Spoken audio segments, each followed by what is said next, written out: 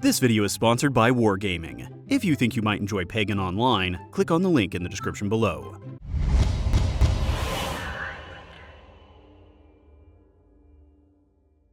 Alright, you've probably already heard of Pagan Online at this point. I'm always casually late to the party. Fever? Cry? We've got to get our schedules in sync, guys. Anyway, I'm gonna try to say some stuff that you might not have heard of in other videos, but first some basics for those of you who haven't heard of Pagan yet. Pagan Online is an upcoming PvE-focused ARPG that frankly I didn't know much about until I was asked to take a look at it. And it just hit early access over on Steam. Quick FYI, there will be an emphasis on co-op in this game, however, it's not implemented yet. It should be in a few weeks, but just keep that in mind in case you were thinking about buying it and playing it co-op. Now, if you didn't guess from my intro, this one is brought to you by the folks over at Wargaming, the makers of World of Tanks and Warships.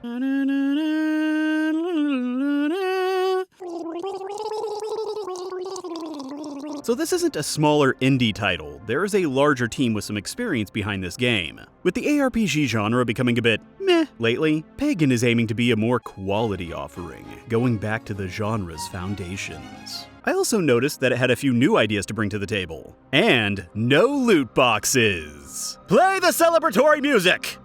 What? We don't have any?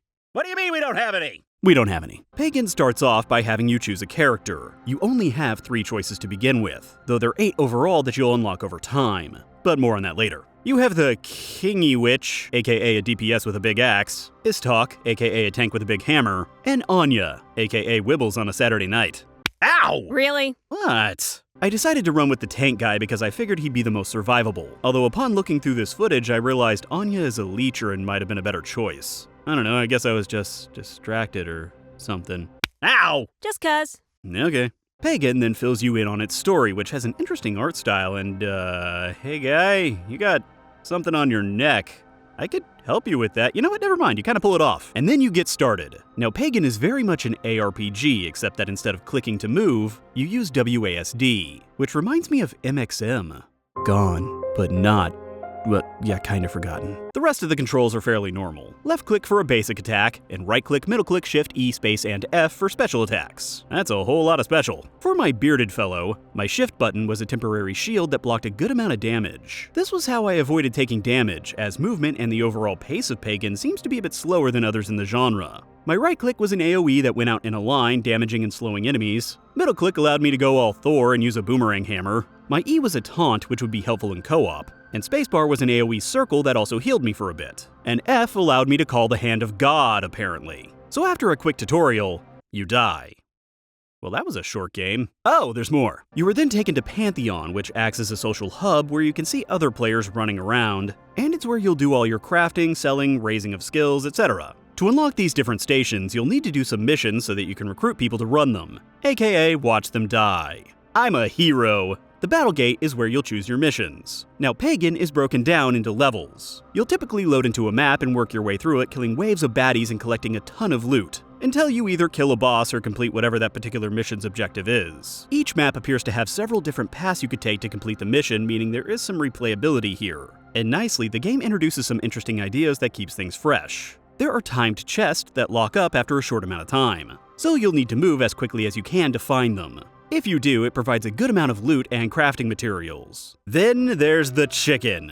During some fights, a little golden chicken will appear, and going against every fiber of my being in an ARPG, you are supposed to not kill it. But it's so glowy and I just want to kill it, which isn't made any easier by the fact that the damn thing is an idiot, even for a chicken. Stop moving! Go away! Oh, pluck you! The longer you are able to not kill it, the more golden eggs it lays, giving you more gold. Besides these things, there are different mission types you can do in Pagan other than the standard ARPG dungeon crawl. You can do a defense mission where you attempt to defend a point against waves of enemies, survival missions where you attempt to live through waves of enemies and the longer you last, the better rewards. Very reminiscent of Warframe. Then there's assassinations, where you go through a smaller map and fight a larger boss at the end. And there's probably more, I don't know, those are the 3 I saw. These help change up the pace of the game a bit and provide some different things for you to do. Then you can throw in multiple difficulty levels just for an added kick if you want. Naturally, as you kill enemies, you'll be given tons and tons of loot. Is there anything better than finishing a fight in an ARPG and just saying this?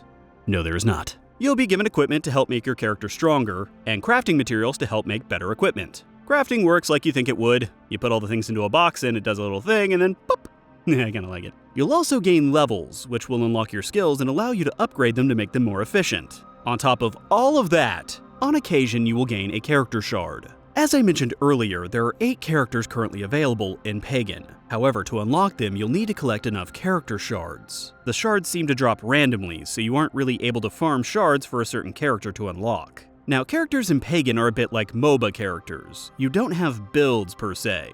Instead, each character has a particular set of skills, so you'll want to find one that kind of matches your playstyle. However, the game's progression system wants to incentivize players to play other heroes rather than just sticking to one. Again, I didn't get far enough to unlock a second character, so I'm not sure how this system will work, but we'll just have to see. Back in Pantheon, you can accept different hunts that will give you added bonuses for things like completing a certain number of missions, killing a certain number of enemies, etc. And you'll also unlock card packs. Huh. Okay. These contain crafting materials and you'll get them after completing a certain number of missions. And hey, opening card packs is cool, no matter what's inside. Unless it's bees or something. And that was about it for my time in Pagan. There's definitely a level of polish here that you can see, especially for a game in early access. I would like to see how co-op affects gameplay when they get that in, and I'd also like to see how unlocking heroes works over time. I'd like to do some testing to see how long it takes really, but I'm just throwing that out there since the devs are watching. Hi guys! Thanks for the sponsorship! Can I get one of those golden chickens? Anyway, as I mentioned, if you think you might enjoy Pagan Online after watching this video, click on one of the links in the description below so you can read up some more and find out if this is a game for you. I've actually hopped back in now that it's launched, and I'm going with Wibbles this time. Ow!